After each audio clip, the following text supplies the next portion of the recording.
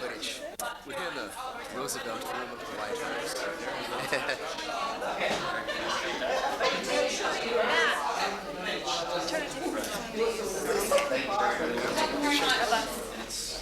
I'm so technically aware.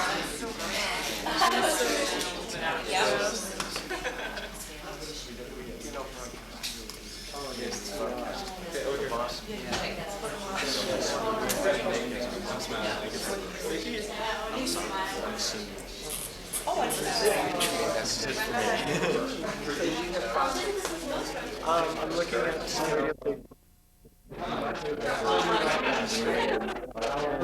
things are moving. Who knows?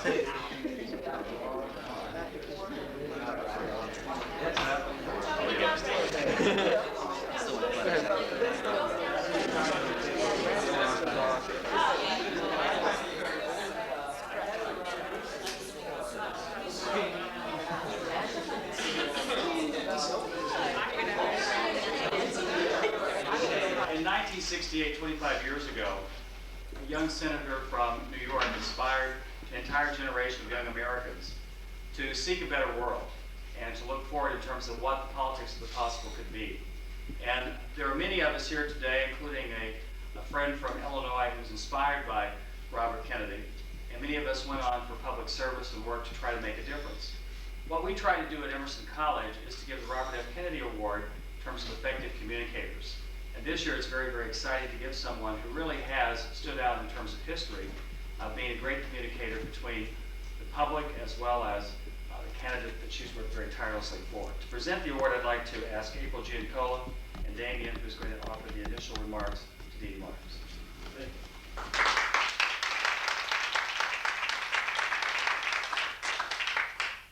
Thank you, Dr. Green. Good morning, ladies and gentlemen. My name is Damien Hall. I'm the president of the Communications, Politics, and Law Association of Emerson College. Let me begin by thanking this year's recipient by giving us the honor of coming to the White House for an award ceremony. In 1990, the Emerson College Communications, Politics, and Law Association established the Robert F. Kennedy Award. This award is given out every year to an individual who exemplifies achievement and dedication in public service, in keeping with the spirit of Robert F. Kennedy. When reviewing the possible recipients, the CPLA looks for candidates who have achieved either great lengths in the arts of communication, politics, or law. And now, as we look forward towards the 21st century, we are now aware that we need to communicate clearly and precisely. The ever-changing world of today demands that we be able to communicate our thoughts, policies, and ideas to our diverse audience. With this comes responsibility. Responsibility on the part of our government, media outlets, and most important, ourselves. We cannot stand by and let the opportunity to change our country pass us by. This was the premise of RFK's beliefs. Whether we are discussing communications or government policies, the trends that we set now will forever become the status quo of the future. Robert F. Kennedy realized the extent of the responsibilities we must take on. He embodied the philosophy that a person can aspire to anything he or she wants as long as they work hard and believe in themselves. He was a man of vision, hope, and dedication. Throughout his career, Robert F. Kennedy communicated his thoughts and used his talents to selflessly help others and help his country. From working on his brother John's political campaigns to his involvement in the civil rights movement, he never gave up. Robert F. Kennedy knew that one day we would become a global community. He also knew that in order to get to this point, we must have individuals who to lead us and to motivate us. The Robert F. Kennedy Award is given to someone who embraces this ideal. This year, the 1993 Robert F. Kennedy recipient not only encompasses all that Robert F. Kennedy stood for, yet continues to keep his spirit alive, passing it down to generations to come. Now I would like to introduce April Giancola to give our 1993 recipient her award. Thank you.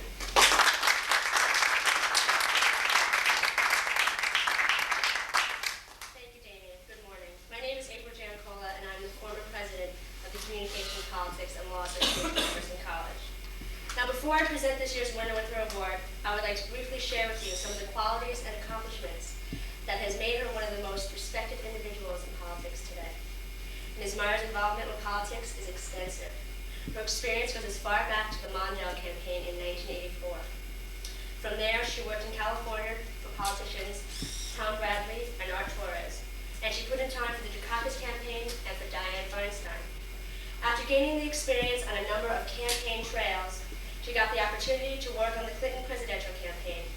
Now she is and will be the White House press secretary for the next 4 years, and if everything goes well, for the next 4 years after that. Ms. Myers' determination and perseverance are the cornerstone of her qualities. She is one of the most challenging and difficult positions in Clinton's administration. She is responsible for communicating his message to us, to the people of the United States, and to the world. In the April 1st, 1993 issue of the Washington Post, Ms. Myers states, "The world is changing, and we are changing with it, and it is our job to communicate the President's policies to the American people using a lot of different forms."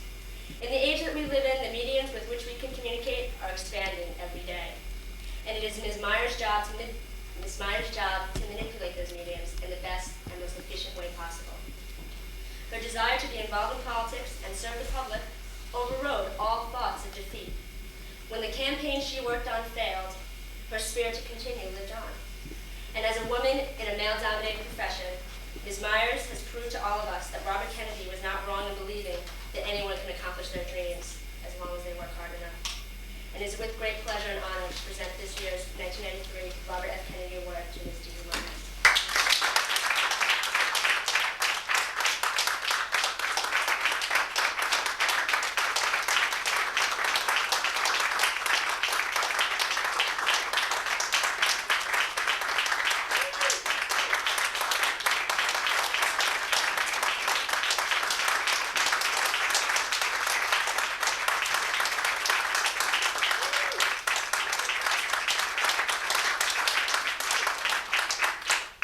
Thank you.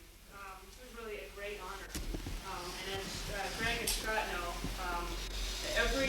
practically every campaign I've ever worked on has included Emerson interns. So in the early days, even John DiMattacchio, who worked on another campaign but was in Los Angeles in 1988, and I had the honor and privilege of going on a cruise to Mexico, during which John distinguished himself in the bars of Ensenada. It was a sight to behold. And I have fond memories of a lot of the Emerson interns who helped on the Feinstein campaign and before that on the Bradley campaign. It was really, it's been a terrific group of kids. I think that, I'm sorry we're so rushed today, but we had a press conference and the President's, it's been a rough week for us here at the White House. Waco and the defeat of our jobs package and the coincidence of the end of our first 100 days all happening simultaneously. It is a communications challenge extraordinaire. We're going to go try to do a little damage control this afternoon and spend a little time preparing for that.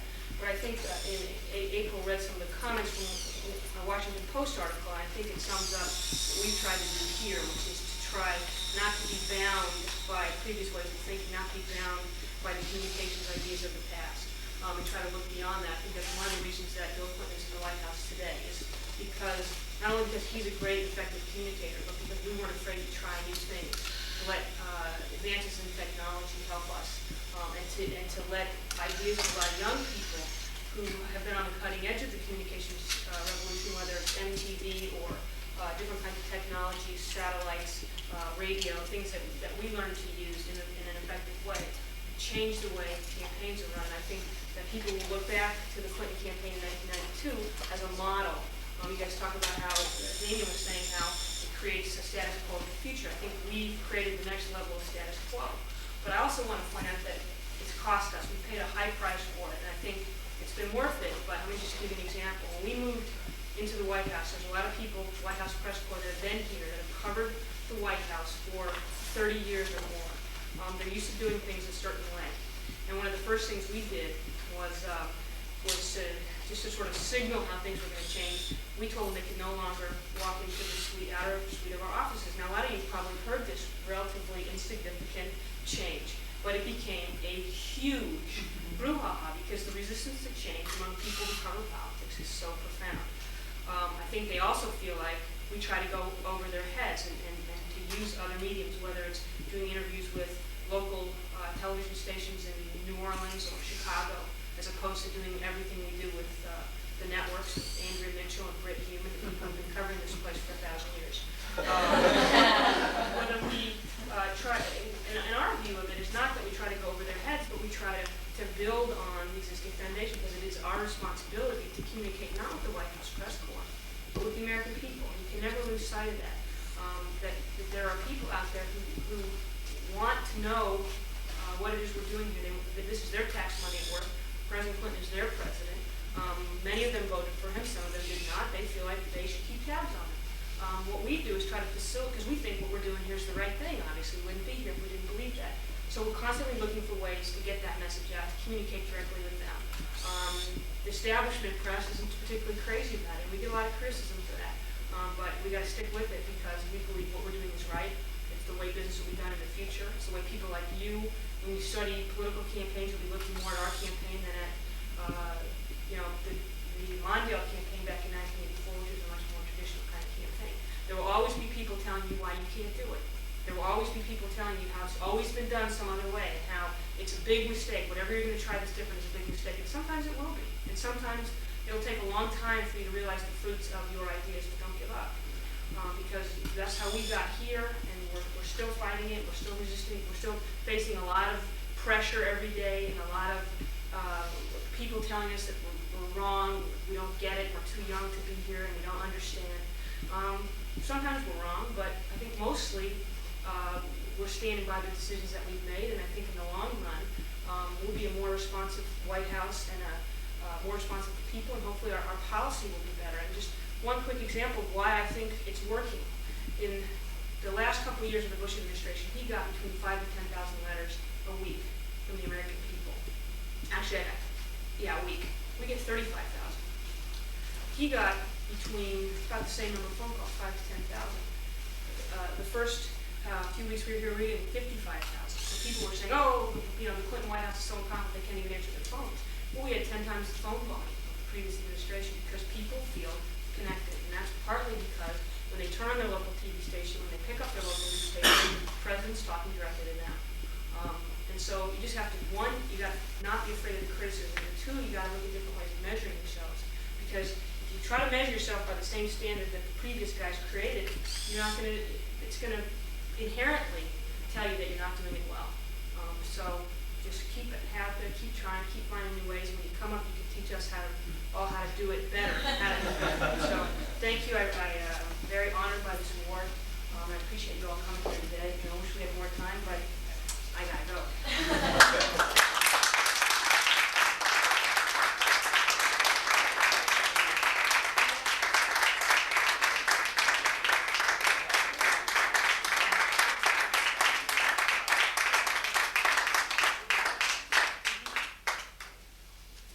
Going to everyone under Teddy Roosevelt take a group picture.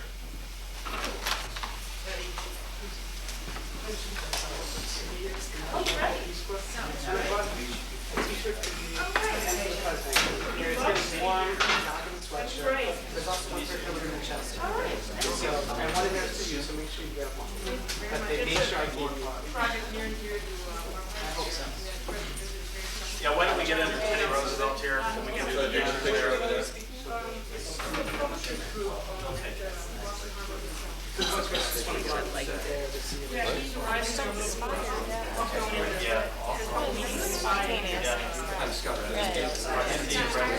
Yeah, can you look around and be able to see where he's coming?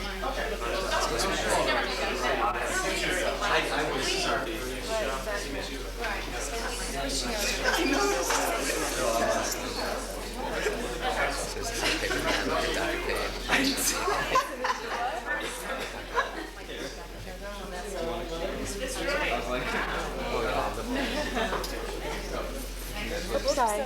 Figured I might as well come back. Oh, what, talking about? Yeah. There's a three-way working. There's a tricky what? There's a three-way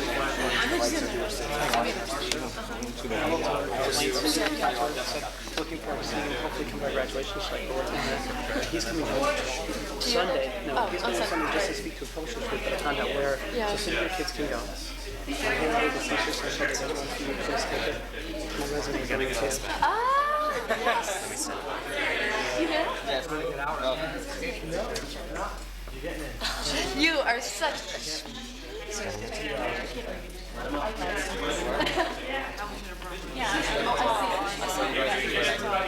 You just wrote it down and signed it? I wrote him a note. Thank you.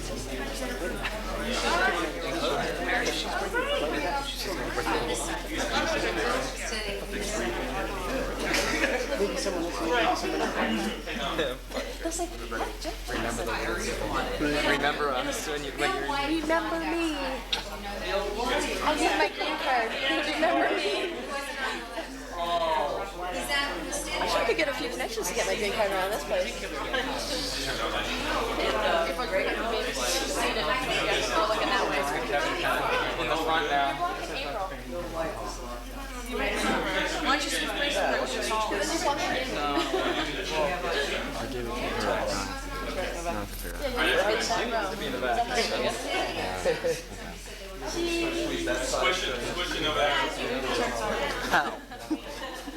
So I'm going to hold on.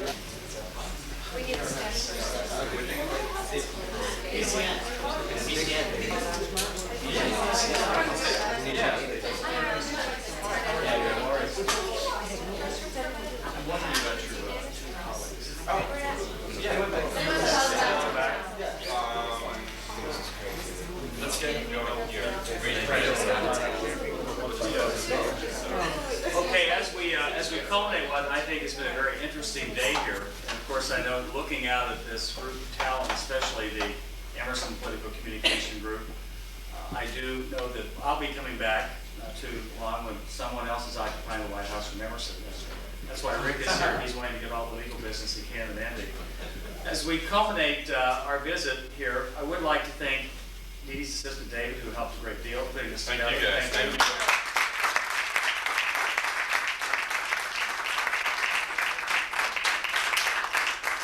Also want to thank WRS for coming all the way down here to make sure that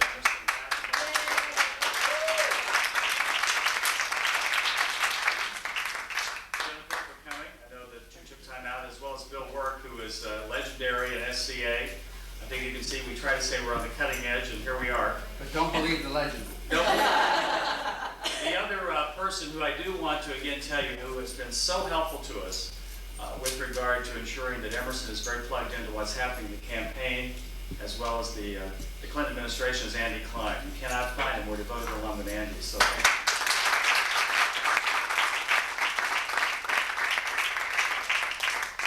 And of course, we could not end at the White House with imparting a little bit of Emerson's tradition in terms of performance and oratory. So we will now turn to Vic Silvestri, who will do some inspirational readings from Robert Kennedy's speeches. Vic?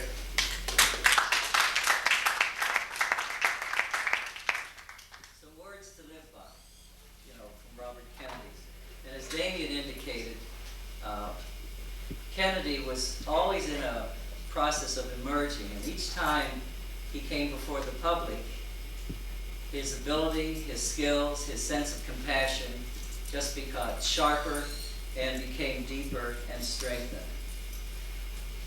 And after his brother died, this was particularly so.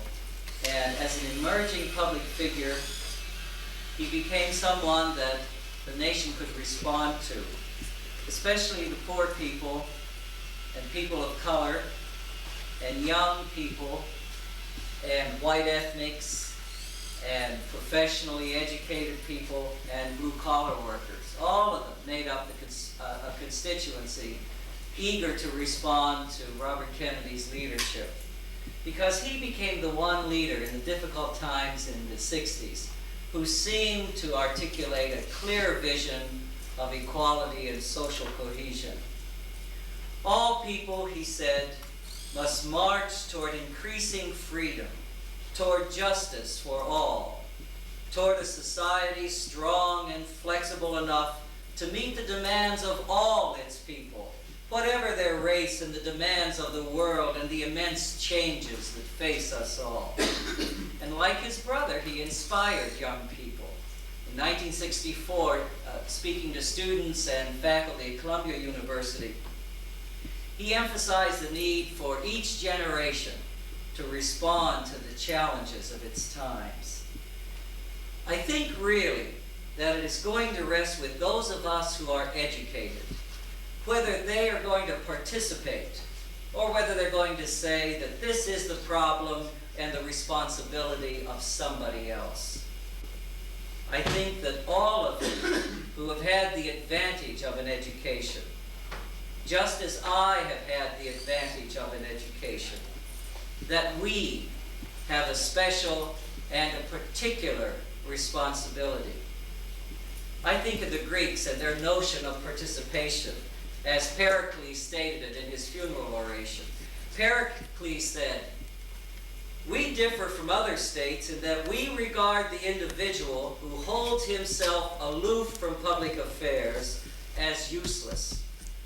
Yet we yield to no one our independence of spirit and our self-reliance." I think that's what has to guide us. If educated people don't do it, then nobody will do it.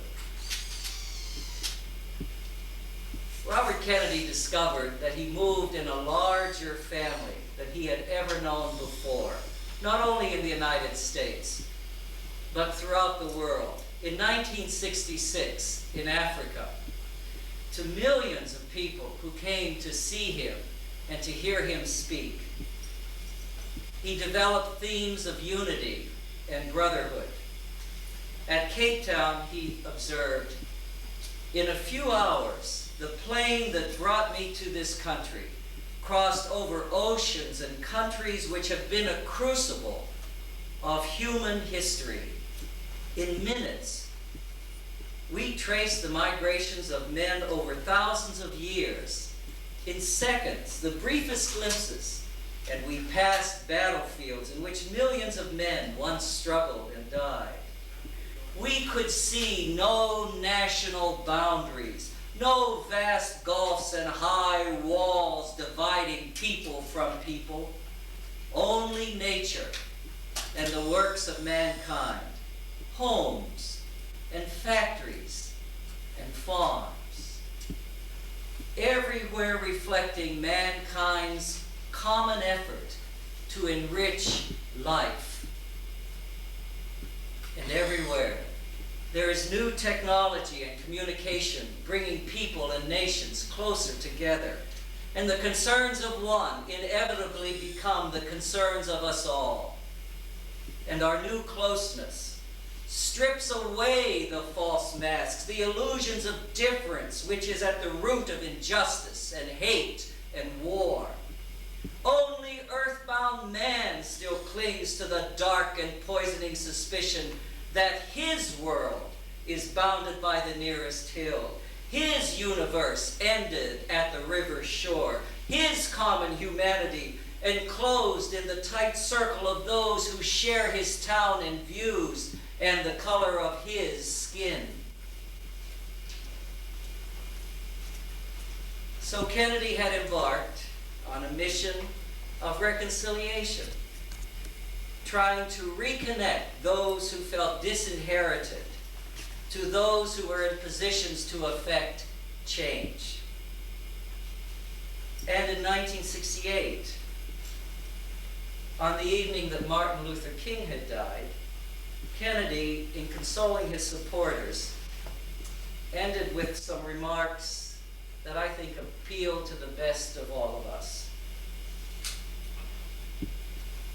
What we need in the United States is not division. What we need in the United States is not hatred. What we need in the United States is not violence and lawlessness, but love and wisdom and compassion towards one another and a feeling of justice toward those who still suffer within our country, whether they be white or black. And by working for a better world, Kennedy, through his social idealism and his political realism, offered us a politics of hope.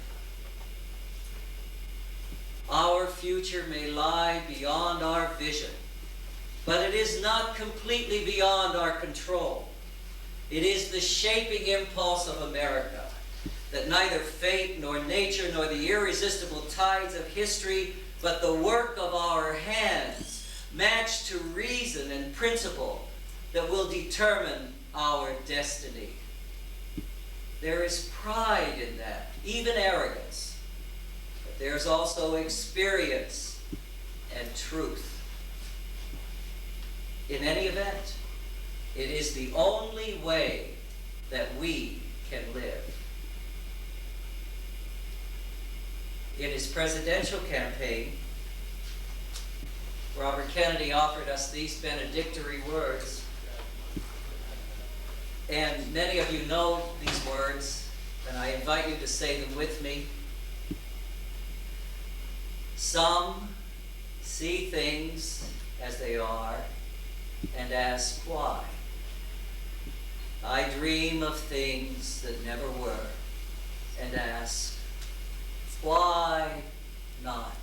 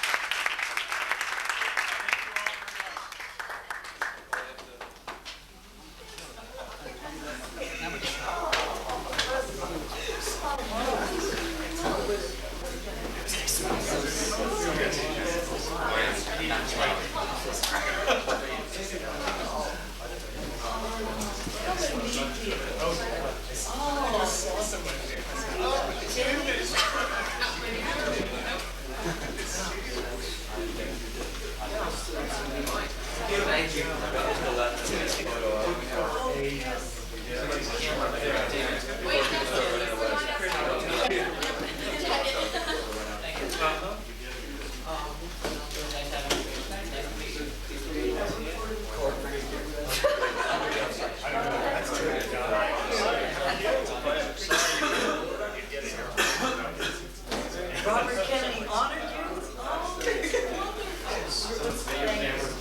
Yeah, whose video? That's Kevin. Oh my God. Okay. Kevin, don't forget, Kevin, your video camera, we gotta get out of this room. Okay. Are we running late? Yeah, well, at 11:30.